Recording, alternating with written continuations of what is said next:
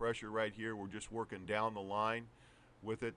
And the offense or the defensive kid is just going to turn and give the offensive man different points of his body here.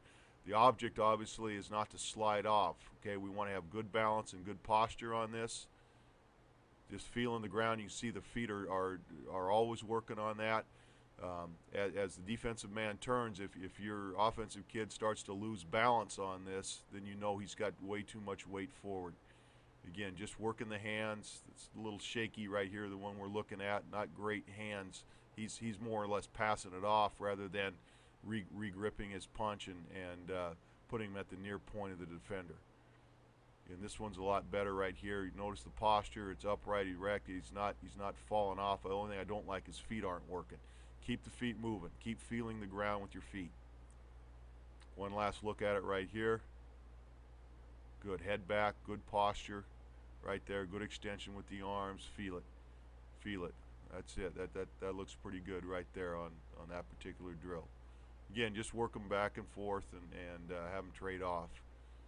Here we're just going to work down the line. We're simulating a defensive man that is taking an inside rush on us. We got our inside foot up in what I call the power phase, pounding the ground. Again, just doing the same thing, an extension, working different points of pressure as they turn here. No leaning, good posture, working down the line. Keep that inside foot up and firm and what we call, again, the power phase, pounding the ground with that inside foot. Oops, he missed a little bit there. Keep the eyes open, shoot the hands. Go down the line one more time. Don't back up. Stay on the line. Don't let the hands drop. I don't like how this kid's letting his hands drop on the punch right there. Keep them up. Take one more look at it here. Get a good posture. His hands are separating too much. You see that? And he's actually leaning rather than punching. I don't like that lean right there. Once more. Better punch. Extend all the way through. Coming back one more time. Keep the hands. See, he misses right there. See, that's, his hands are not in sync. He's got them too wide. They're separating. And he's missing the near point of the shoulder right here. Not bad. This is pretty good coming back right there. Now we're just going to do the same thing, only instead of just going in one direction, we're going to incorporate the mirror drill that we looked at earlier with the points of pressure that we just did. Again, we're just working back and forth. Now again, not leaning, making sure we're on balance, feet are moving, and just again keeping our posture and working the hands and different points of pressure that the defender may give us right here. Back and forth. Again, you don't have to keep them in here forever. Just, 5-10 seconds is about all they need to work this. Make sure that the feet stay with the defender. Make sure the feet are always staying with the defender and he's covering that defender up. This is a pretty good example of what we're trying to accomplish with this drill. The next drill is just a leverage drill here. We partner them up again, and I'm sure all of you have had some familiarity with this. We're pushing and pulling back and forth. This is a real thigh burner right here. We want to make sure they're sitting in the chair. Okay, we get one hand behind the helmet and just push back and try to fight back the pressure with your legs right there. Let's take a look at this one.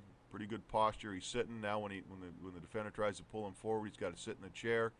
Again, we're just simulating taking on the bull rush, taking on the button jerk, those types of things. Again, posture is critical.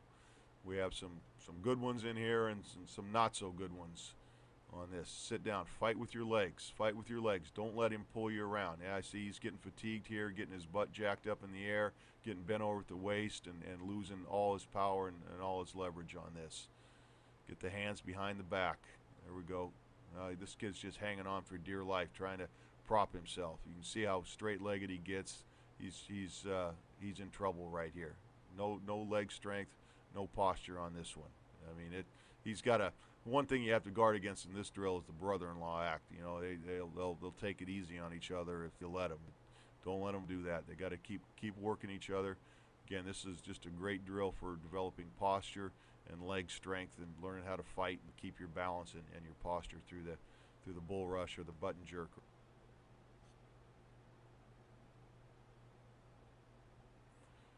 Now we're just working the different sets and techniques here. I use the big heavy shields, or not heavy shields, but the pass shields. This is a one-step outside that Jeff took set right there. And actually it's 2 steps. It's a kick step, and then you've got to bring your post foot back up underneath you. Just setting the different techniques. This is a little bit wider set. This is a 2-step outside set right here. 1, 2. There you see in the punch. Again, this can be an off-season drill as well. I like these pass shields right here. They got a little strap around them. They're a little bit thicker, and some handles down the bottom the kids can hang on to. But you can use any kind of bag right there for that. That last one was a 3-step outside set. 1, 2, 3, settle. Make sure you always keep the weight on the inside leg right here.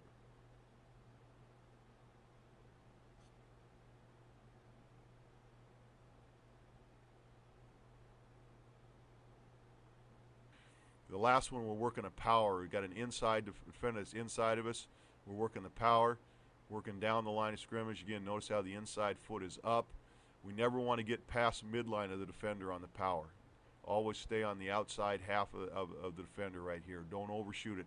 Common mistake on working to an inside defender is that you overshoot it and you allow him to spin back off, which is what we're demonstrating right here. I'll be back there and I'll just point. I'll tell the guys with the shields to move and spin.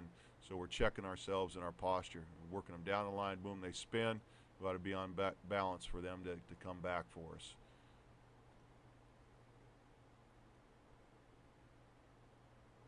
Now we're just working some twists, just working the basic mechanics of the twist, okay?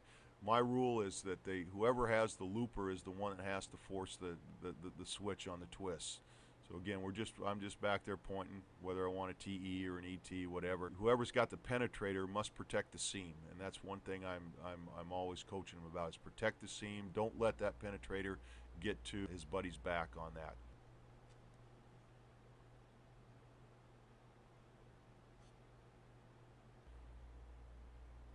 This is just pass rush. Again, we do this just about every day. Here we start out working against some twists.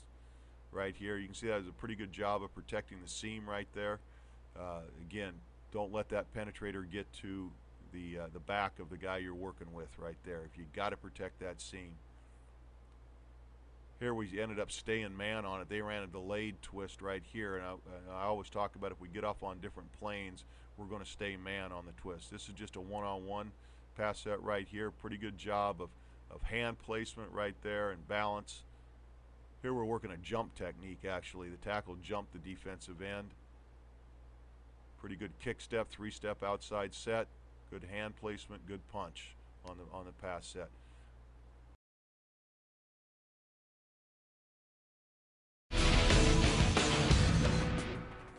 I hope this tape has helped you to come up with some ideas and thoughts about what you might be able to incorporate during the season and in the off season with your kids.